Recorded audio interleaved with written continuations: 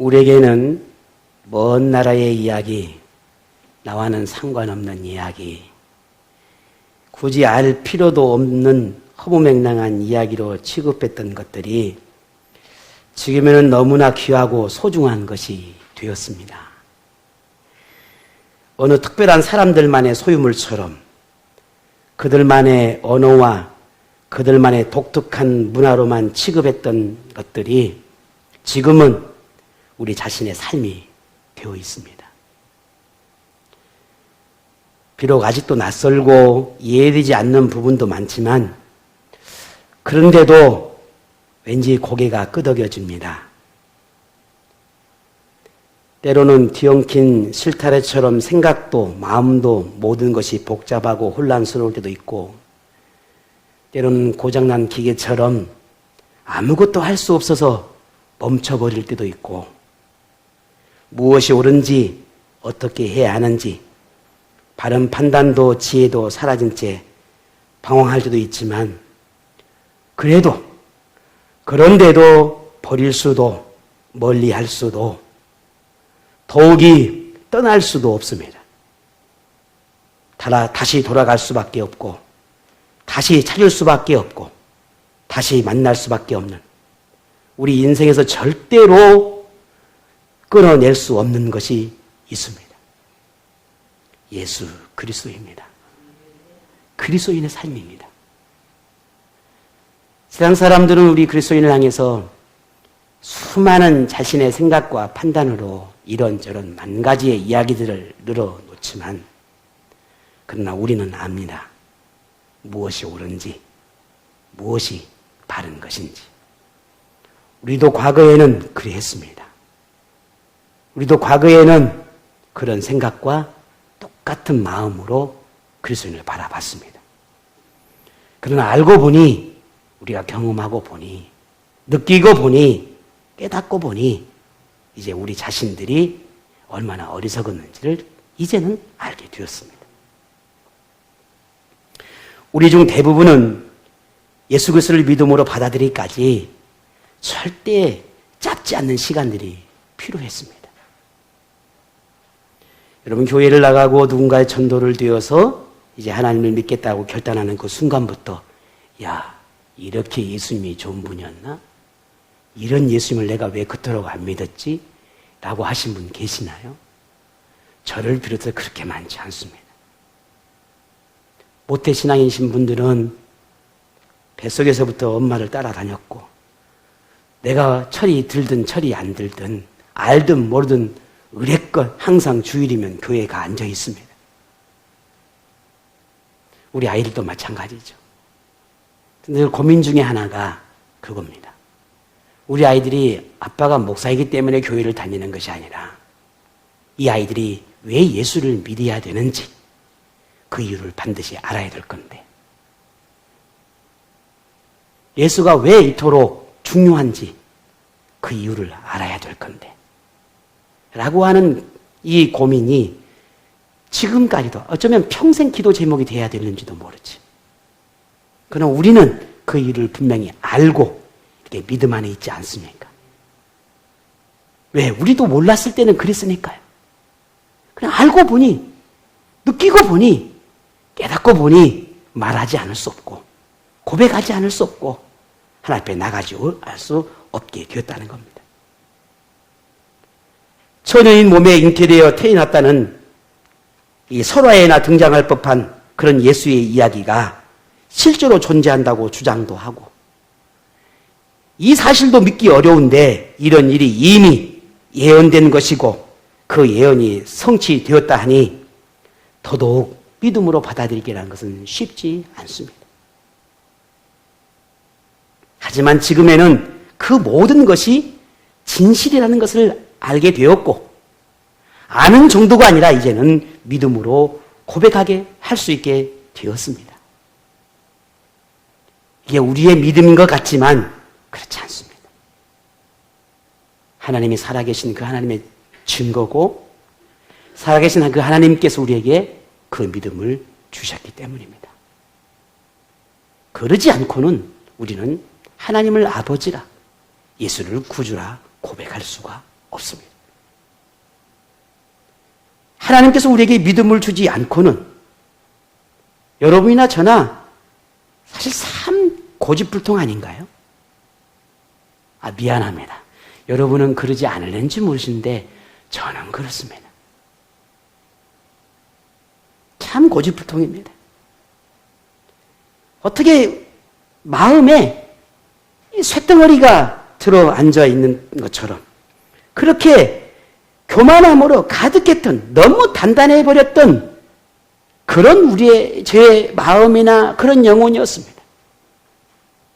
그러니 하나님이 기적을 행하지 않으면, 하나님은 우리에게 믿음을 주지 않으면, 하나님 우리의 마음을 깨트리고 열어주지 않으면 결코 하나님께로 나갈 수가 없습니다.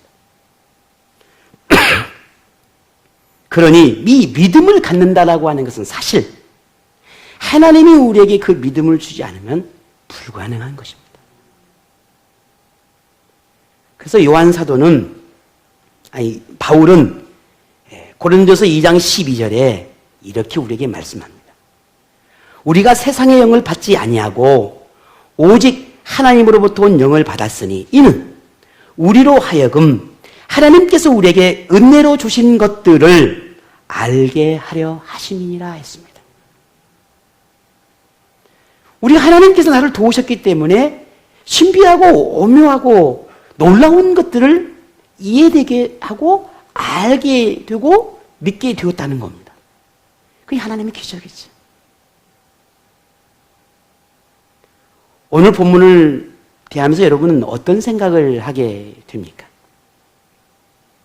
본문의 내용은 우리가 너무 잘 아는 내용입니다. 특히 저를 비롯해서 아마 대부분의 목사님들이라면 이 본문을 꼭 선택할 때가 옵니다. 언제죠?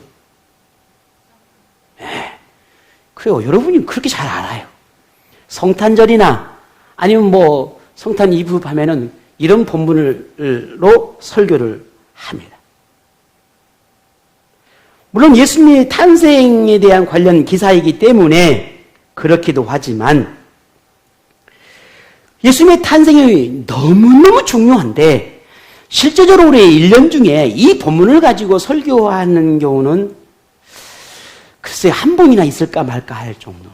물론 다른 66권의 성경 말씀이 너무 귀하고 소중한 건 너무나 잘 아는 사실이지만 그러나 오늘 이 본문은 우리 모든 그리스도인에게 하나님을 믿는 모든 사람에게 인류에게는 믿음의 본질이고 기초이고 신앙생활에 시작되는 아주 매우 중요한 그런 본문임과 동시에 그렇게 중요한 가치가 있음에도 불구하고 사실 우리가 이게 심도 있게 다루는 기회는 많지 않다라는 겁니다. 우리가 지금까지 예수님을 믿음으로 고백할 수 있고 또 지금 우리가 믿음을 지켜낼 수 있는 것은 그 시작점이 어디입니까? 예수의 탄생입니다. 예수의 탄생을 우리가 믿지 못한다면 우리의 믿음은 아예 출발선에서부터 잘못된 겁니다. 우리 믿음의 근본이 예수인데 예수의 신비로운 탄생을 믿지 못한다면 그리고 우리가 믿음 안에 있다라고 내가 말한다면 아예 믿음은 거짓이 되는 겁니다. 그럼 지금 오늘 저와 여러분이 믿음 안에 있다라고 말할 수 있고 고백할 수 있는 것은 곧 예수 그리스도의 이 신비로운 탄생을 믿고 있다라는 겁니다. 그럼 여러분에게 묻고 싶습니다. 예수의 탄생을 여러분 믿으십니까? 이 믿음의 고백이 우리 안에 일어나야 합니다. 그래야만 우리의 믿음이 진실한 믿음이 될 수 있습니다. 그런 진실한 믿음을 우리에게 주시기 위해서 하나님은 오늘 또 계속해서 우리의 마음을 두드리고 계십니다. 오늘 저와 여러분이 이 주님이 하나님이 두드리시는 이 믿음의 마음들을 늘 열려있기를 바랍니다. 그래서 항상 믿음으로 고백하고 하나님의 역사하심들을 고백하고 나를 향한 믿음을 주시는 그 하나님의 은혜를 고백할 수 있는 오늘 저와 여러분이 되기를 원합니다. 이런 하나님의 붙드심과 도우심들을 우리가 왜 믿어야 되느냐? 믿어야 합니다. 왜냐하면 이 사탄은 기회가 있기만 하면, 조금이라도 기회가 우리에게 생기기만 하면은 우리의 믿음을 흔들어 놓습니다. 어제 믿었던 것들이 오늘은 의심이 찾아옵니다. 어제까지만 해도 모든 것을 인정했던 것들이 오늘은 부정하게 됩니다. 믿음의 회의가 찾아오고, 신앙생활에 왠지 후회스러움들이 찾아오고, 그런 마음의 고민과 갈등이 찾아오기도 합니다. 복음에는 거짓이 없고 틀린 것이 결코 없다는 것을 우리가 알아요. 그런데 사단의 유혹에 잡히게 되면은 어제는 맞고 오늘은 틀리게 되는 생각이 우리에게 찾아온다는 말입니다. 이게 우리의 의도나 우리의 생각과는 달리 사단이 우리의 마음을 그리 지배하기 때문입니다. 그래서 우리는 매일, 어쩌면 매일, 매 순간 믿음의 고백을 하지 않을 수가 없어요. 아니, 고백해야 합니다. 하나님을 향한 믿음의 고백이 필요하다는 거예요. 이러한 사단과 세상으로부터 오는 유혹과 시험이 도사리고 있는 이 현실에서 믿음이 없이는 이 땅의 삶을 하나님 안에서 끝까지 살아낼 수가 없습니다. 그러므로 우리는 믿음이 흔들리지 않도록 말씀과 하나님을 붙잡는 이 영적인 노력이 우리에게 필요합니다. 오늘 본문은 우리가 살아가는 이 현실 속에서 우리가 믿음으로 살아내고 세상을 이겨내도록 돕고 계시는 이 하나님을 만나게 됩니다. 본문을 통해 우리의 마음이 새로워지고 예수님을 아는 지식이 더 큰 믿음으로 새로워지게 되는 오늘 이 시간, 이 기회가 되었으면 좋겠습니다. 본문은 인류를 향한 구주의 탄생에 대한 하나님의 예언과 성취가 단 한치 오차도 없다라고 하는 것을 보여주는 아주 중요한 증거입니다. 처녀 마리아에게 성령의 능력으로 예수가 잉태된 것은 진실이라는 것. 이 놀라운 기적이 세상 모든 나라와 민족들에게 선포되는 날이 시작되었음을 알리는 그 출발점이 오늘 본문의 내용입니다. 지금부터 2020년 전입니다. 유다 베들레헴입니다. 지금의 팔레스타인이죠. 예루살렘에서 약 10km 정도 떨어져 있는 아주 작은 도시에 예수가 태어납니다. 그런데 하나님의 이 예언과 특별한 목적을 위해 보냄을 받은 예수였지만은 세상에 오는 날은 아주 독특했습니다. 그 독특함을 본문 7절에 첫 아들을 낳아 강보에 싸서 구유에 뉘었으니 이는 여관에 있는 곳이 있을 곳이 없음이라 했습니다. 세상에 보냄을 받은 아기 예수가 그 떨린 몸을 먼저 감쌌던 것은 가장 흔한 포대기에 불과했습니다. 처음 맞는 곳은 따뜻한 방이 아니라 마구간이었습니다. 아기 예수님이 뛴 곳은 말 먹이통인 구유에 불과했습니다. 냄새나고 캄캄하고 주인 외에는 찾지 않을 법한 그런 마구간이 예수가 처음 맞는 세상이었습니다. 여러분은 이런 예수님의 탄생을 보며 어떻게 이해됩니까?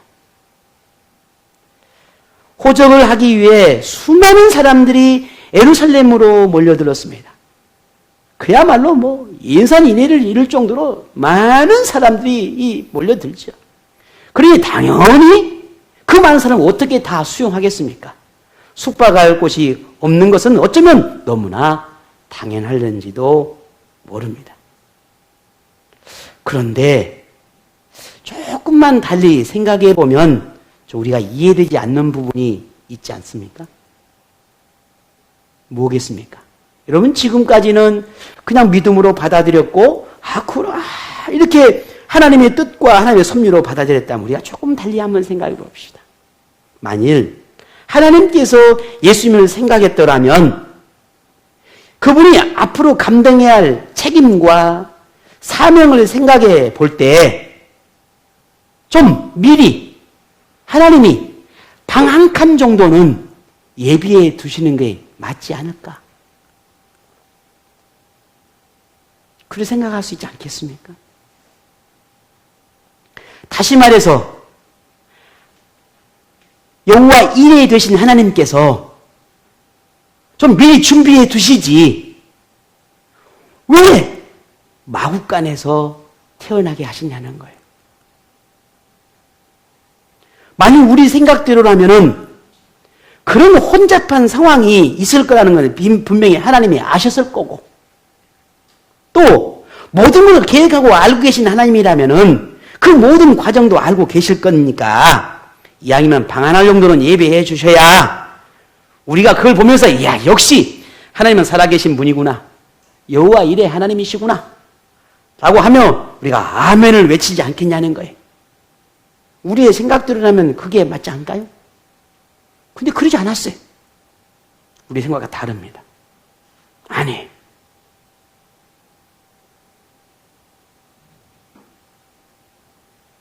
자, 그러면 반대로 한번 생각해 보십시다. 예수님이 푹신한 침대와 수많은 사람들의 환대와 혹은 왕궁이나 꼭 그런 데 아니더라도 조금 더 준비되어 두고 화려하고 완벽하게 준비된 그 어떤 곳에서 예수님이 태어났다면 어떻게 됐을까? 그러면 어떨까? 어쩌면 우리가 이런 기대를 할 수 있지 않았겠어요? 그런데 아무리 봐도 그러지 않아요. 좀 그렇게 좀 멋있게 태어난 예수님이면 뭔가 좀 예수님이 더 빛나게 될 것이고 우리도 좀 뭔가 믿을 만한 그런 분으로 보여질 건데 그렇지 않았다라는 겁니다. 우리는 왜 하나님께서 미리 방을 예비해 두지 않으셨을까? 왜 예수님을 구해서 태어나게 하셨을까? 그 뜻을 우리는 알 수는 없습니다. 우리의 생각대로라면 조금 더 나은 환경 속에서 태어나게 하셨으면 더 좋았겠지만 그러지 않았다는 거예요. 도대체 그 이유가 뭘까?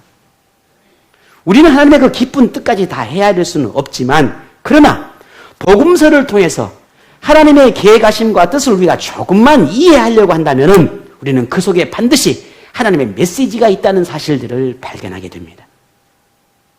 무엇보다도 그 메시지는 오늘 우리 자신들을 위한다는 겁니다. 다시 말해서 이 모든 계획, 예수님이 탄생하는 이 과정은 우연한 것이 아니라 하나님의 계획 속에서 반드시 필연적인 메시지를 담고 있는 그 상황과 환경들이라는 사실입니다. 그것이 우리를 위한 것이라는 거예요. 인류를 위한 것이라는 겁니다. 빈부 귀천을 막론하고 누구에게나 필요한 메시지고 지위 고하를 뛰어넘는 메시지이고 민족성이나 혹은 역사적 전통보다 더 뛰어나고 고차원적인 그런 메시지가 이 안에 담겨 있다는 겁니다. 이것을 증명하기 위해서 하나님은 천사를 목자에게 보내지요. 그리고 목자에게 하나님의 메시지를 전합니다. 그 메시지가 오늘 10절입니다. 한번 볼까요? 같이 한번 읽어보겠습니다. 천사가 이르되 무서워하지 말라. 보라, 내가 온 백성에게 미칠 큰 기쁨의 좋은 소식을 너희에게 전하노라. 아멘. 그 메시지가 구체적으로 무엇이다 이거다라고 다 들춰낼 수는 없겠지만 그러나 중요한 한 가지 메시지의 핵심은 우리에게 큰 기쁨의 좋은 소식이다라는 겁니다. 예수님의 탄생은 특별한 사람이나 특별한 나라나 민족에게만 들려지는 소식이 아니었습니다. 예수님의 탄생은 하나님의 계획이지만 하나님의 자신의 만족을 위한 것도 아닙니다.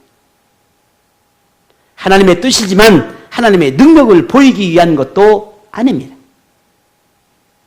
예수님의 탄생은 온 우주가 기뻐할 일이고 전 인류가 행복해할 만한 일이요, 이 땅이 존재하는 동안 모든 사람들에게 꼭 필요한 가장 중요한 구원의 메시지가 거기에 담겨 있다는 겁니다.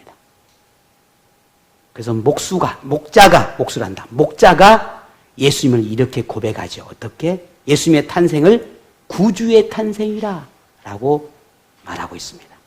오늘 11절에 보니 오늘 다윗의 동네에 너희를 위하여 누가 나셨으니?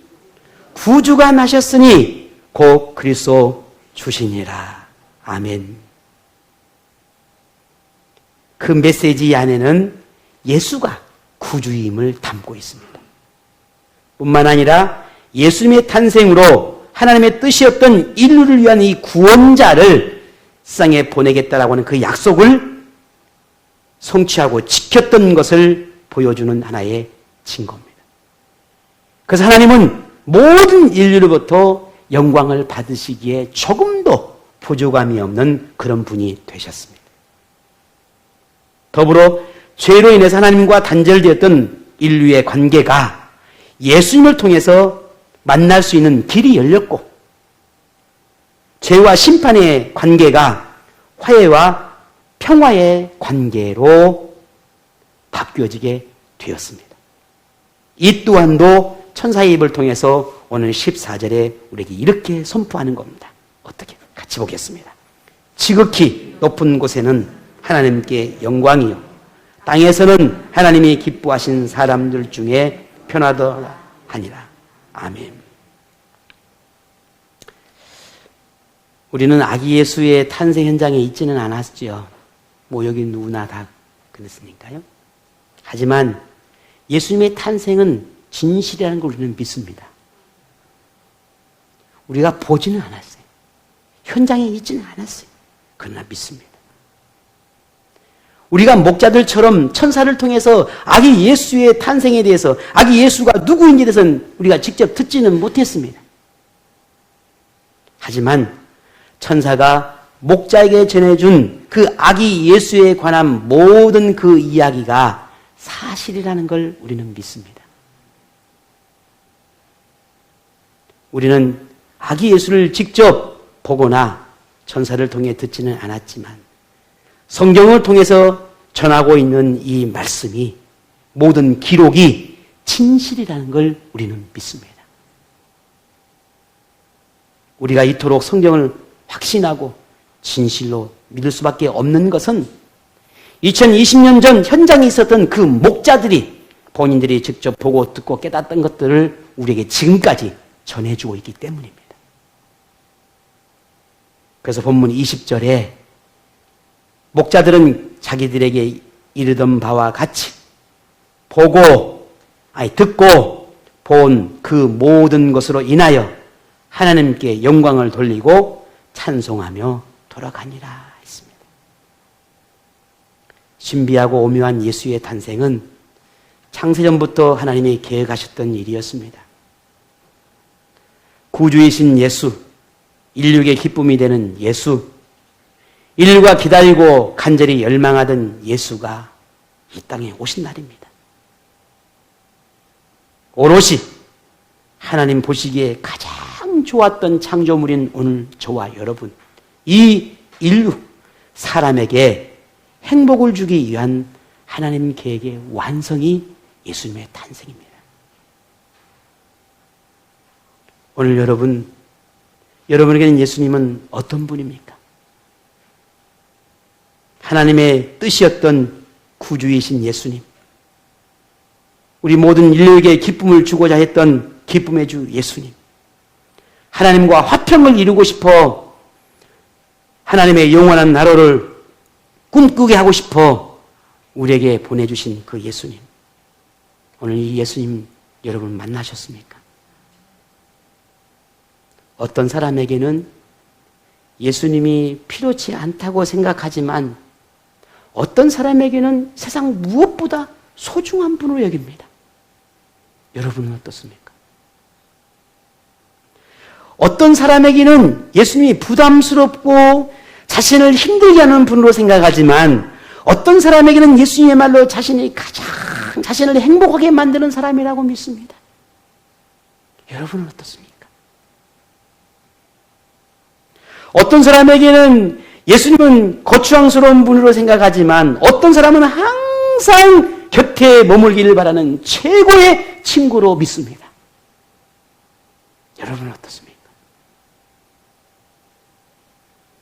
혹 참 세상살이가 힘들고 쉽지 않고 어렵고 괴롭다라고 생각될 때가 있다면 여러분 마국간에서 태어난 말 구해준 예수님을 생각해 보십시오. 우리가 살아가면서 사람이 늘 좋은 일만 있는 것도 아니고 그렇다고 항상 눈물 흘릴 일만 있는 것도 아니지 않습니까? 근데 정말 우리가 괴롭고 힘들 때, 힘든 일을 만날 때 그 순간순간들을 그나마 조금이라도 우리가 좀 뭔가 견디고 뭔가 좀 이겨낼 수 있는 그런 마음을 되잡을 수 있는 것은 어떻게 그 마음을 되잡을 수 있습니까? 좋았던 것이 이겨냈던 과거의 순간들, 내가 견디고 기뻐하고 감사했던 그날들을 기억하면 오늘 우리 어려움들을 좀 견딜 수 있지 않습니까? 우린 지난 10년, 20년 혹은 그보다 더 50년 그런 믿음의 삶을 살아왔습니다. 항상 오늘처럼 힘들고 어려운 때만 있었던 것은 아니지 않습니까? 춤추며 찬양하며 기뻐하며 감사하며 삶을 살았던 이보다 어쩌면 더 갈등과 고민이 많고 이래야 되나 저래야 되나 얼마나 많은 영적인 싸움을 싸워야 할 때가 많았습니까? 여러분 그때 어떻게 하셨습니까? 이기지 않으셨습니까? 근데 그 이길 수 있었던 이유가 뭐였습니까? 주님 만난 기쁨 아니었습니까? 예수님으로 더불어 만나서 내가 승리했던 그 감사함이 나를 더 강하게 만들지 않으셨습니까? 지금 우리에게 그 믿음이, 그 마음이 필요한 때입니다. 지금입니다. 혹 여러분 외롭거나 고독하다고 생각되어질 때가 있다면 예수님과의 첫사랑을 여러분 기억해 보십시오. 혹 지치고 힘겨운 삶으로 삶의 희망이 희미해졌다고 생각된다면 예수님이 여러분을 도우셔서 승리하게 했던 그 때를 기억해 보십시오. 환경과 상황과 맞서며 영적 싸움을 싸우느라 여러분 지쳐있다면 여러분에게 예수님을 통하여 기쁨과 행복을 주고 싶어 했었던 그 아버지 하나님, 그 아버지의 마음을 묵상해 보십시오. 우리는 지금까지 하나님 덕분으로 사는 인생이었습니다. 아프고 힘들고 지친 생활도 있었지만 하나님의 바람처럼 우리에게 기뻐하고 우리가 감사하고 우리가 즐거워했던 그런 생활도 있었습니다. 우리가 꿈꾸고 소망하는 삶은 이렇게 실패하고 아픔으로 멈춰있는 것이 아닙니다. 하나님이 원하시는 삶은 하나님으로 인하여 기뻐하고 승리하는 삶을 살아가는 것입니다. 그렇다면 지금 예수님이 오늘 저와 여러분에게 찾아오셔서 주셨던 그 선물 꾸러미를 여러분 이제 다시 펼쳐보셔야 합니다. 처음 여러분을 만났을 때 하나님께 여러분이 주셨던 그 선물 꾸러미, 거기 안에는 기쁨도 있었고 거기 안에는 감사함도 있었고 거기 안에는 온갖 은혜의 보물들이 있었습니다. 구원의 감격도 있었고 거기 안에는 우리가 상상할 수 없는 많은 아름다운 것들이 담겨 있었습니다. 그것을 가슴에 품고 기뻐하고 찬양하고 기도하고 그래서 믿음의 삶을 우리가 살아낼 수 있었습니다. 지금 그 선물 꾸러미가 여러분 어디에 있습니까? 다 다시 한번 열어보십시오. 주님이 여러분을 찾아오셔서 주셨던 그 아름다운 선물을 다시 열어보시고, 그래서 하나님 앞에 여러분이 위로 얻고 하나님으로 인하여 격려를 얻고 용기를 얻으셔서 다시 믿음으로 살아내시기를 바랍니다. 하나님은 오늘 우리가 부르는 이 찬양, 하나님을 찾는 우리의 부르짖는 기도, 우리가 듣고 본 것을 고백하고 나누는 우리의 믿음을 보시며 기뻐하십니다. 하루 종일 산과 들을 헤매며 양을 치는 목자의 그 방문을 기뻐하고 영광을 받으셨던 것처럼 하나님은 우리의 지친 마음도 몸도 힘겨운 삶에도 하나님을 찾고 싶어하는 그 모습을 하나님 기뻐하십니다. 지금의 이 마음, 이 믿음으로 여러분이 머무는 모든 곳에서 예수님이 주시는 그 기쁨과 감사함으로 세상을 이겨내는 그런 믿음의 용기가 여러분 모두에게 임하기를 축복합니다.